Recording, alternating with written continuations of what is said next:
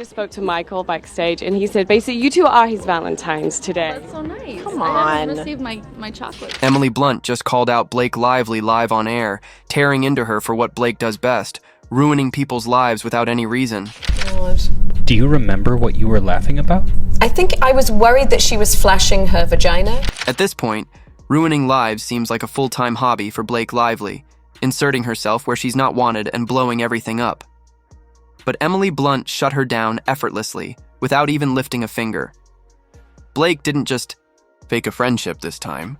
She straight up targeted Emily's life like it was some designer clearance rack. According to Vanity Fair in 2024, Blake wasn't satisfied with stealing attention. She wanted the whole damn package: the identity, the marriage, the career, everything. Let's rewind to 2022, when things first got deliciously messy. Chanel hosted an ultra-private dinner in Paris, the kind where A-listers pretend they're humble while dripping in $50,000 worth of jewelry.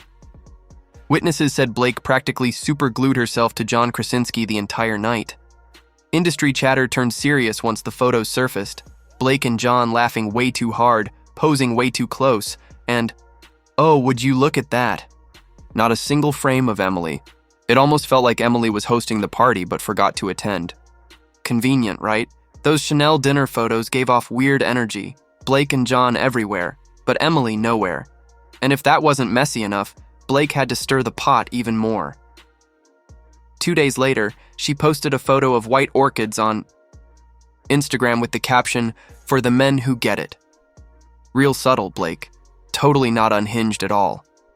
And just to hammer it home, John Krasinski's assistant received the exact same floral arrangement. No card, no explanation, no shame. Because when you're aiming to wreck a woman's marriage, might as well do it with a smile and an aesthetic post, right? He said, let me see. He said, yeah, you an actor? And I said, yeah. He goes, what do I know you from? And I said, I don't know if you'd know. I mean, we did the American version of your British Office. Strike one.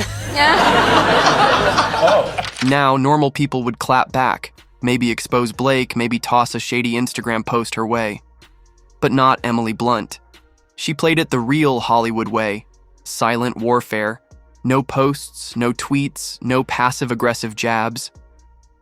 Emily simply started unfollowing, untagging, and quietly erasing every trace of Blake from her socials, like Blake was an embarrassing ex she never wanted to admit existed. And that was only the beginning. Then came Tether, the psychological thriller that was supposed to be Emily's passion project. In early 2023, Deadline quietly announced that Emily and Blake would co-star, but what they didn't highlight was that Blake wasn't even supposed to be part of it. Originally, Tether was meant to star Emily alongside a fresh British actress, a real talent, not some Instagram poser pretending to be an indie queen. But once the studio heard Blake wanted in, they folded like a cheap lawn chair on the 4th of July. Despite having zero thriller experience, Blake barged into the project. With enough PR sparkle to hijack it, she rolled into the first table read late, not fashionably late, just annoyingly late, and immediately started whining about wardrobe choices. Mind you, Tether was a psychological thriller, not a Vogue spread. But Blake wasn't done. No, she had a full checklist of ways to sabotage. She kept pushing for her character to be emotionally misunderstood, instead of the clear-cut villain she was written to be. Insiders soon leaked that Blake was being labeled disruptive on set, and the cherry on top? Blake tried to charm the director, who just so happened to be a close friend of John Krasinski, by constantly bringing up how she and John shared the same sense of humor. Because nothing screams "trust me" with your film like name-dropping the guy whose marriage you almost derailed. Love that show. The UK version. I was like, I get it. And then he said, who are you visiting? I said, my wife. And he said, is she an actress? And I said, yeah. He said, would I know her? I said, I don't know. And he said, what's her name? And I said, Emily Blunt, as he was writing something, and he went, you? You. Yeah, and he goes, all right, get out of here. And just when you thought it couldn't possibly get worse, Blake decided to turn the Tether set into her own personal therapy session. There was a pivotal monologue scene planned, restrained, powerful, emotional, without being over the top. Naturally, Blake did the exact opposite. She sobbed loudly over a line that wasn't even hers, then hurled a prop chair across the set like she was auditioning for a reality TV meltdown. To make it even messier, she started accusing Emily's character of gaslighting her, right in the middle of the take, with zero rehearsal, zero warning, and peak unprofessionalism. Meanwhile, Emily Blunt stayed locked in, pure queen behavior, never flinching, never blinking, barely even breathing. Differently. Absolute icicle energy. After that chaos, the whispers started. People on set were seriously questioning Blake's emotional stability. Imagine throwing a public tantrum and still believing you're the main character. Did you girls drive here together? Did you get ready together? We did drive here She's together. my chauffeur. Did you come and pick her up? We took an Uber. No, we took an Uber. Yeah. Yeah. I just spoke to Michael backstage, and he said basically you two are his Valentines today. That's so nice. Come on. But hold on to your popcorn, because Blake wasn't done ruining the movie. After turning a key scene into her personal therapy session, she demanded her own private editor, not just a second pair of eyes or a script consultant, but an actual editor, who would essentially rewrite her chaotic off-script tantrums into something presentable. And guess what? That editor lasted just 3 days before resigning and signing an NDA, probably to erase the mental scars. Blake's drama didn't just ruin the vibe, it also ruined the budget. The production costs skyrocketed by a shocking 22% because of her antics. That's like burning a Louis Vuitton bag just because you didn't like the zipper. And yet, after all this, Blake still acted surprised when the industry started treating her like a liability instead of a rising star. If you're spending every day turning co-stars' dreams into your personal therapy, throwing chairs, rewriting scripts, flirting with married men, and bleeding budgets dry, newsflash Blake, you don't get a participation trophy for that. April 2023, the first official look at Tether dropped. And surprise, surprise, Blake was nowhere to be found. Every press photo, every teaser, every media blurb, Emily Blunt was solo, standing strong like a queen who had survived both a hurricane and a Blake Lively tantrum. No Blake in sight. It was as if Emily played a reverse Uno card and professionally ghosted Blake from her own PR plan. And Blake, being Blake, immediately ran to Instagram to throw herself a pity party. She posted, "Just saw the teaser for Tether. Wild how they framed it as an Emily Blunt solo vehicle. Wasn't this supposed to be a two-hander with Blake Lively?" She captioned her post, "This one's for anyone who ever felt erased." Real subtle, real brave. But the fans weren't buying it. Instead of sympathy, the comment section tore her apart with replies like, "Oh girl, you erased the script. Sit down.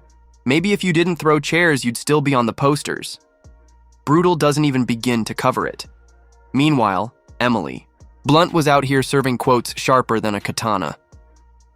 At the BAFTAs, when someone brought up the drama, she replied, "You don't need to talk over people when you've already outlasted them." No shade, no screams, just cold, hard facts served fresher than Blake's Instagram breakdowns. And if you think Blake's team let this slide, think again. Leaked messages showed her PR team begging for equal promo coverage and demanding that Blake be shoved back into Tether's narrative. Guess what? Everyone ignored them, just left those emails unread like spam from a fake Gucci giveaway. You'd think Blake would take the hint and crawl under a designer rock. But no, she cooked up a full-blown PR stunt. Since she couldn't walk the carpet, she threw herself a low-rent screening party in New York City, complete with Instagram influencers. Critics didn't even pretend to care. Variety tore through the pity party, calling Emily Blunt's performance brutally restrained and saying casting anyone else would have been catastrophic. Hollywood Reporter roasted the film, stating it was carried solely by Emily, and Blake added absolutely nothing except drama and a bloated budget, and it only got juicier. IndieWire openly mocked the fact Blake was ever considered for the role, writing, "Thank God for second chances." When mainstream outlets say it out loud, it's no longer gossip, it's the truth. By this point, Blake wasn't just erased. She was actively being dragged out of the Hollywood conversation by critics, agents, and the public. Blake tried to play the wounded hero, posting glam selfies about lost invites and begging for sympathy, while Emily Blunt sipped wine in France, living her best life. Throughout it all, Emily never broke character. No snarky tweets, no public tears, no pity parties, just pure, cold-blooded dominance. Blake wanted the spotlight so badly, she was willing to burn everything down to get it. But she forgot that. In Hollywood, the spotlight is a mirror, and when the smoke clears, all that's left is the mess you made. There's something strangely magical about watching a fake friendship collapse in real time, especially when one half was clout chasing so hard you could practically see the desperation dripping off their designer outfits. Flashback to 2018. New York Fashion Week, the moment that should have served as a warning to the entire industry. So it might have been something to do with that. Zendaya doesn't look very happy, though, with her. Emily Blunt and Blake Lively, sitting side by side at the Michael Kors show, pretending to be besties, while Zendaya sat next to them, clearly plotting her escape strategy. During a Vanity Fair lie detector test in 2012, Emily finally spilled the beans about what was really going on. She jokingly confessed that she thought Blake was about to flash her vagina during the show. And honestly, at this point, would anyone be shocked if Blake did anything just for attention? I think I was worried that she was flashing her vagina. And let's not forget Zendaya's face. Pure, undiluted secondhand embarrassment. It went viral instantly. While Blake and Emily giggled like middle schoolers sharing an inside joke at the back of the class, Zendaya sat there looking absolutely over it. Later, Zendaya clarified on Twitter that she wasn't shading them, claiming she was just focused on the runway. Honestly, even if that was true, it doesn't change the fact that the whole world saw exactly what it was. Blake trying way too hard to steal the spotlight in a room full of actual stars. This Fashion Week moment of you and Blake Lively once went viral. Yeah, look at us. Oh my god. Do you remember what you were laughing about? I think I was worried that she was flashing her vagina. But Blake wasn't done clinging just yet. Around Valentine's Day 2018, Emily made another little joke, one that flew under the radar back then but hits differently now. When asked about her Valentine's plans, Emily casually mentioned she was going to crash Blake and Ryan's date night.